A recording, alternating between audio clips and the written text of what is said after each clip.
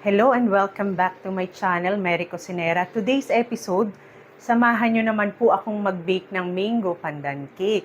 Chiffon cake po yung ating cake. Nakailang chiffon cake na po ako dito, kaya sigurado alam na po yan ng mga nanonood sa akin na madaling gawin. Pero this time po, gagataan ko po ng fresh coconut milk ang ating chiffon cake at gagamit po tayo ng totoong pandan juice. Okay. Then, hindi naman po siya nakakaumay dahil may pambasag umay po tayo, ang manggang hinog. Madali lang po itong gawin. So, kung hindi nyo po natatry ang ginataang cake, subukan nyo po. At napakasarap nito.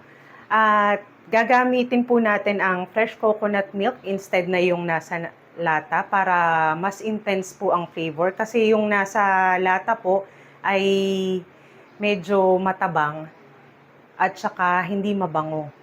Yun. So, exact measurement po ulit. Ika-caption ko po ulit yung mga exact ingredients at saka measurement nila dito na po mismo sa video. Madali lang pong itong gawin, kaya simulan na po natin. Okay, mag-sift na po muna tayo ng ating cake flour at ng baking powder. Ilagay na po natin ang ating cake flour.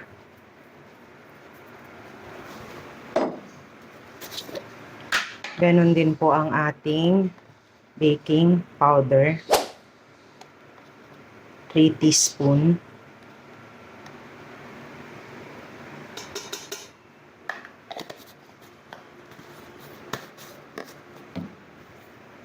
Sift na po natin para matanggal ang lumps.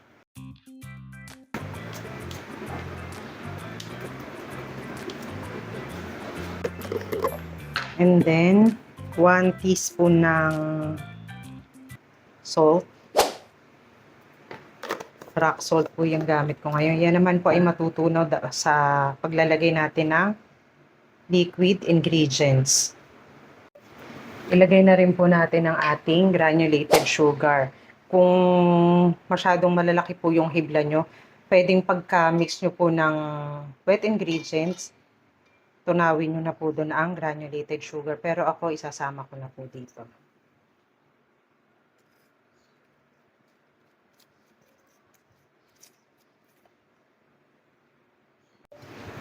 Okay, whisk po natin.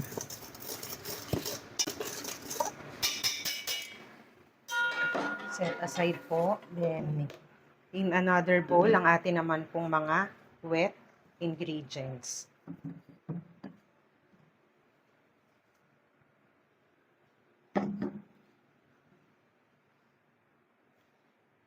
Ilagay na po natin ang ating egg yolks.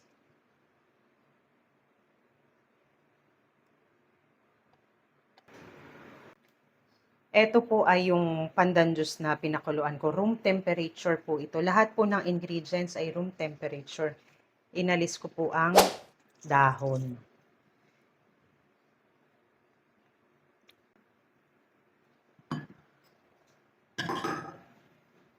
Then ang ating vegetable oil.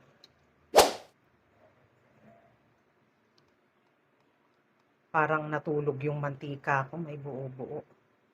Yan, pero mawawala naman yan. Ganon din po ang ating virgin coconut oil. Kung wala naman po ay pwede na po yung vegetable oil na lang din. Kasi may gata pa naman po yan. Pero dagdag flavor po ito. Humahalimuyak ang bango. Ganon din po itong ating unang piga ng sariwang nyog.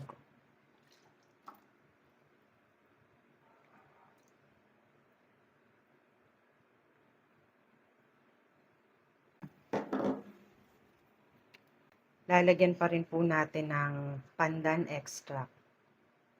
1 teaspoon.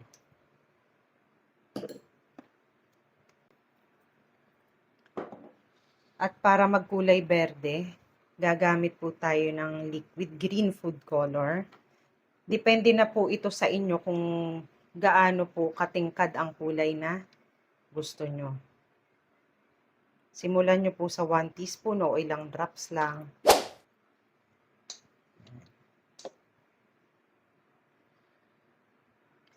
Gagawin kong 1½ teaspoon yun sa akin.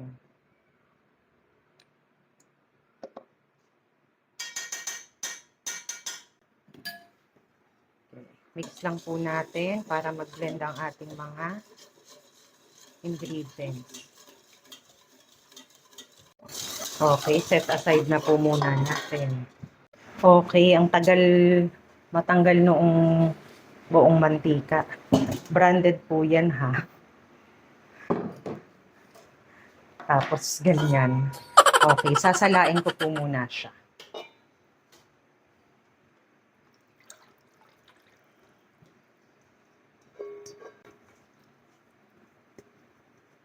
Yan, konti lang naman kaso baka makasira ng ating cake.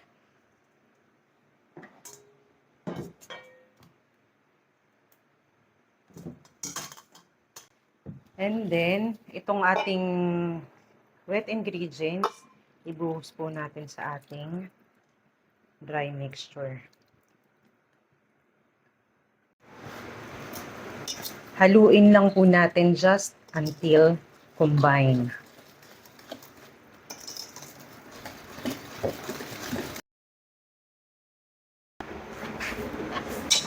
Ito naman pong ating egg whites.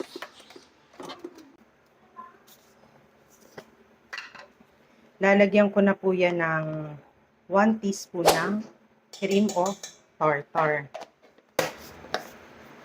Ibibit ko po yan hanggang sa maging soft peaks form po muna. Then, tsaka ko po itutuloy at magdadagdag tayo ng asukal. Okay, ngayon po na soft peaks na ang ating egg whites. Ilalagay na po natin ang ating granulated sugar. Gradually.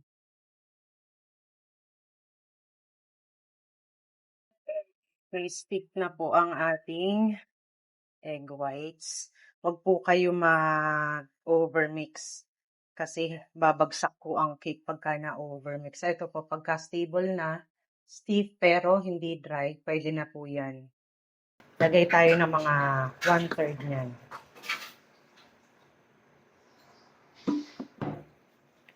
Fold lang po, cut and fold para hindi ma-overmix hanggang ma-lighten ang color.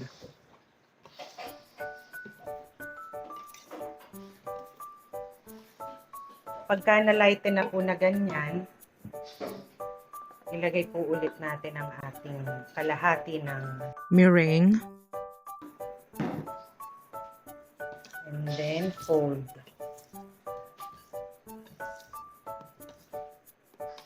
And then, ang remaining meringue po natin, ilagay na rin po natin lahat na po ito.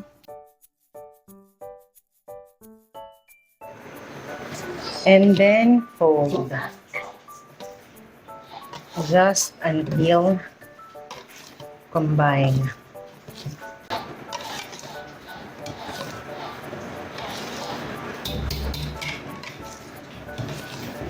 Gagamitan ko na po ng rubber scraper para mahalo ng mabuti. Fold pa din po.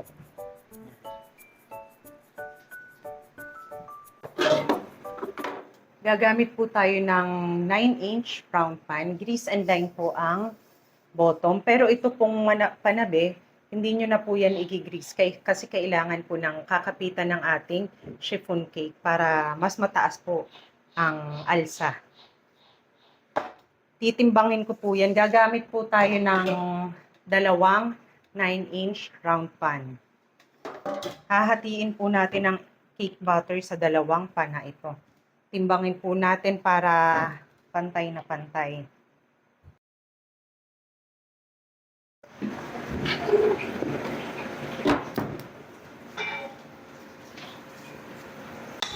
Smoothen po natin ang ating cake batter para maganda ang alsa.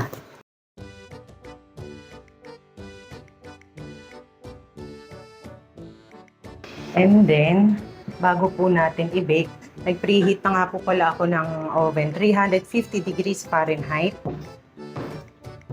Bigyan po natin ng top, mga benteng top. I-bake na po natin to sa 350 degrees Fahrenheit ng 25 to 30 minutes. Hanggang ang cake tester po, pagka tinusok nyo po sa gitna ng cake, wala na pong kasamang crumbs na lalabas. Agnas pawis na po ako dito, mag-subscribe na po kayo. Okay na po ang ating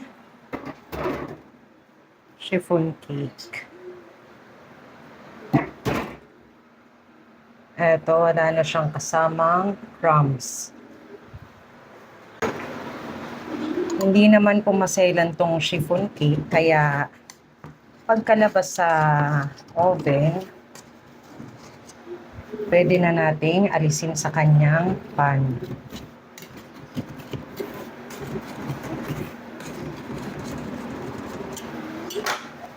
And then, lalagyan po natin ng parchment paper sa ibabaw.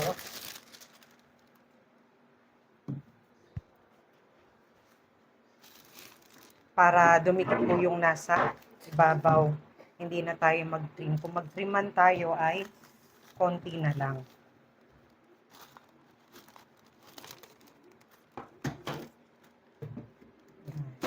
Invert lang natin.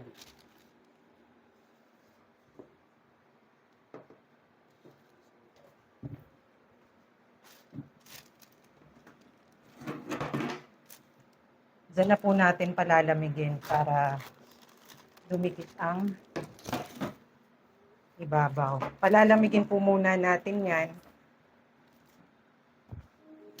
bago tayo maglagay ng frosting.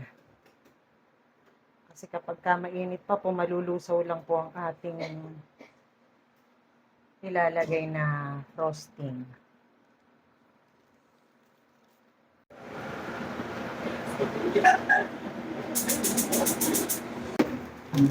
Tanggalin na natin yan.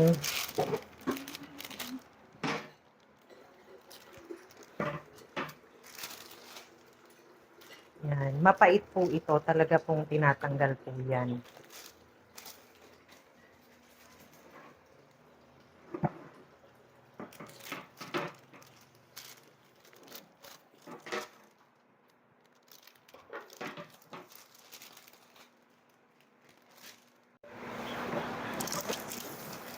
Tanggalin ko pa rin po itong natitira.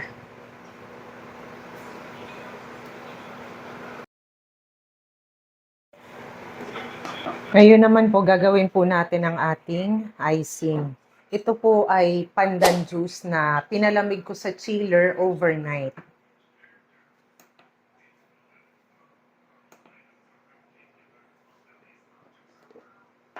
Lagyan po natin ng granulated sugar, 198 grams.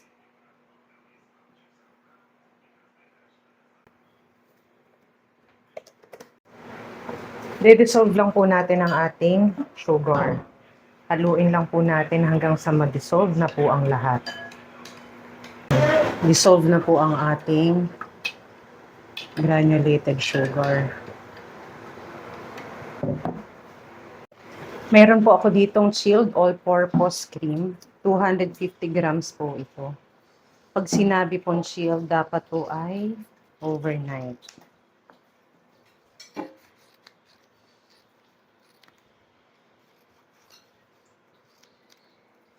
Ihalo po natin sa ating pandan juice.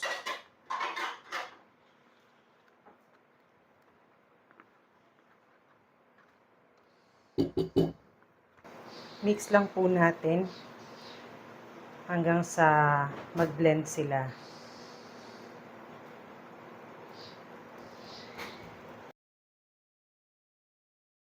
Papatakan ko po ng ilang drops ng green food color. Kayo na pong bahala kung gaano po kadami ang gusto nyo. Ilang drops lang po ang akin. Okay. 4 drops po to.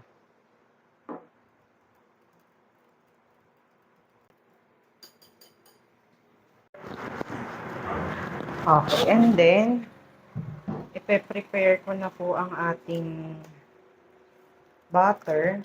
Matigas pa po, kailangan po ay softened. Habang pinapalambot ko pa, cover ko po yan ng cling wrap at ilalagay ko po muna sa chiller para mas lumamig pa po. Okay, pe-prepare ko na rin po ang pinakamasarap ng mangga sa buong mundo, ang mangga ng mga Pilipino. Slicing po natin yan. Thinly slice.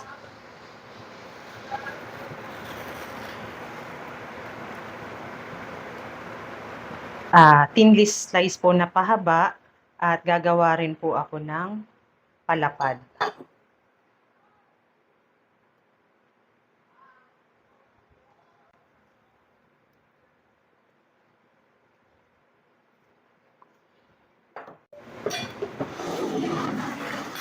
Slicein po natin yan.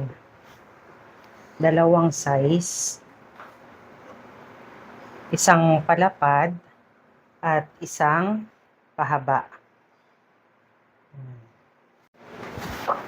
Okay, eto na po ang ating slice na manggang hinog. Set aside po muna natin at tatapusin na po natin ang ating icing. Mayroon po ako ditong softened butter or room temperature. 225 grams po ito. I-cream po natin hanggang sa maging light and fluffy.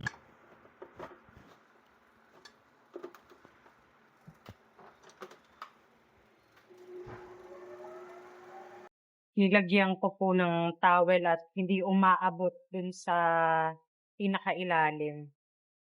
Ayan. Continue lang po until light and fluffy.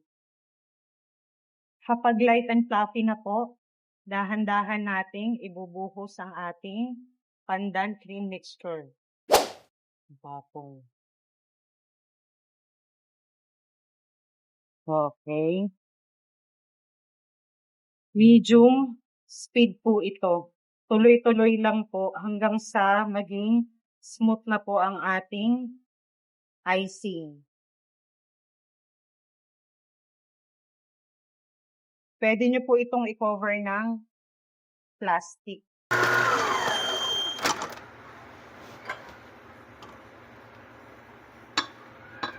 Palitan ko ng attachment para mas mabilis.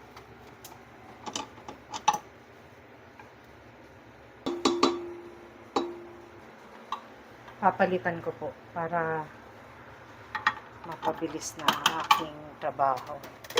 Takpan po natin ng plastic. Then, saka po natin i-high speed. Mas magiging mabilis din po. Mix until smooth. Okay. Papakita ko po sa inyo ang itsura muna. Yan. Ayan po yung itsura niya. Pero wag po kayong matakot. Yan po ay normal lang. Magiging smooth din po yan. Patience lang. Okay, checkin natin. Okay, konti pa. Nakailang scrape na po ako dyan. Huwag niyo po kalimutan mag-scrape.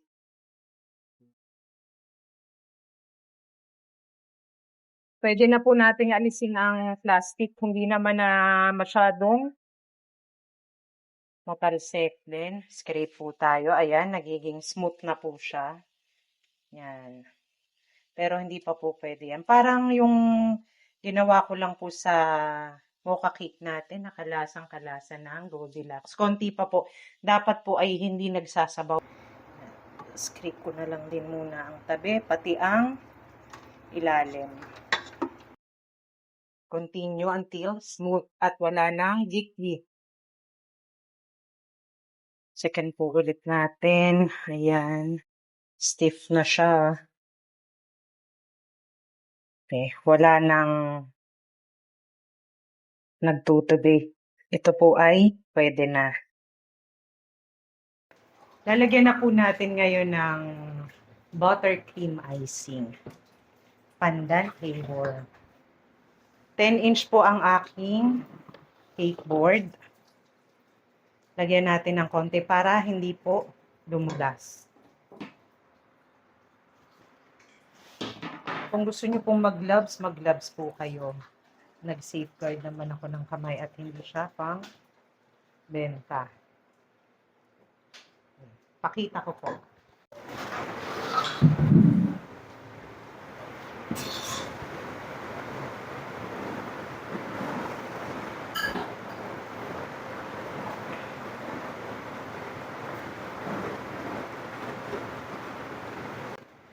Lagyan po natin ngayon ng fresh mangoes.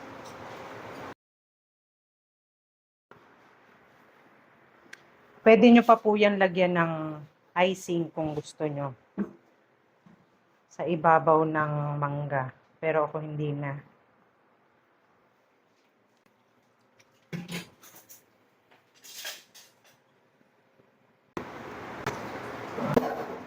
Pwede nyo rin po yung i-crumb coat. Pagka-spread nyo ng manipis na layer ng icing, ilagay nyo po sa chiller at saka nyo po lagyan pa ulit para kapit na kapit ang icing sa cake at mas presentable.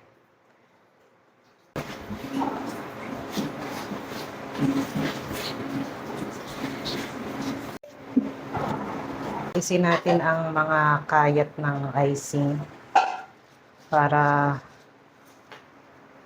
malinis naman tingnan.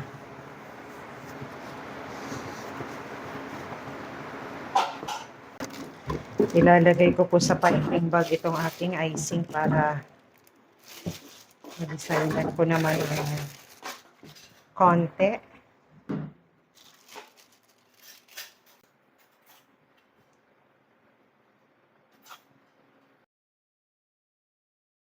Okay, ngayon naman po ang ating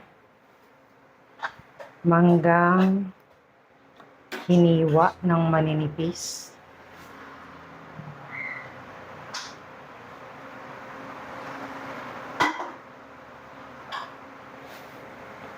Yun po munang mahahaba. Mamaya po natin ilalagay yung maliliit sa pagitna na.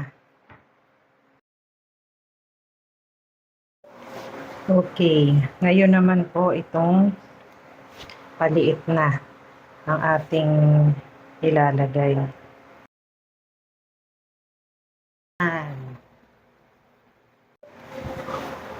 Ilalagay ko po muna ito sa chiller para tumigas ang ating icing. Mas masarap siyang kainin.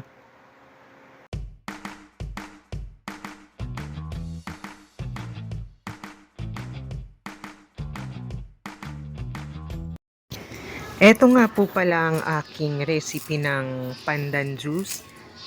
Hugasang mabuti nyo po ang pandan, alisin ang lupa-lupa at mas flavorful po yan kung puputol-putulin po natin bago po natin pakuluan o kaya kahit punit-punitin nyo lang po ang dahon para mas malakas po ang flavor na ibigay po sa atin ito.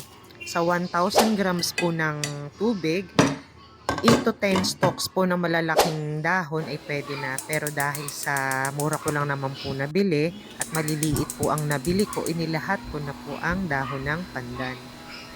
Pakukuluan lang po natin yan. Laksan po natin ang apoy hanggang sa kumulo na. Pagka kumulo na po, hinaan po natin ang apoy. I-simmer po natin ng 15 up to 20 minutes lang po. Kasi pag sobrang tagal naman po, pumapait po ang pandan. So, ayan. Then, pinalamig ko na lang po yan sa room temperature at saka yung iba sa chiller.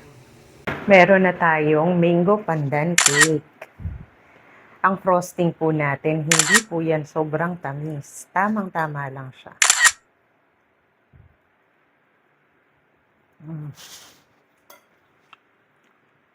OMG. Pag nasubukan nyo na po, malalaman nyo kung bakit ako napapa-OMG. Ang sarap niya. Hindi siya nakakaumay dahil sa mangga. Maraming salamat po sa panonood, sa uulitin. Type mo? Oo. Ha? Nahiya lang po ako. Bakit? Na? Camera shy. Oh, thank you for watching. Thank you for watching po.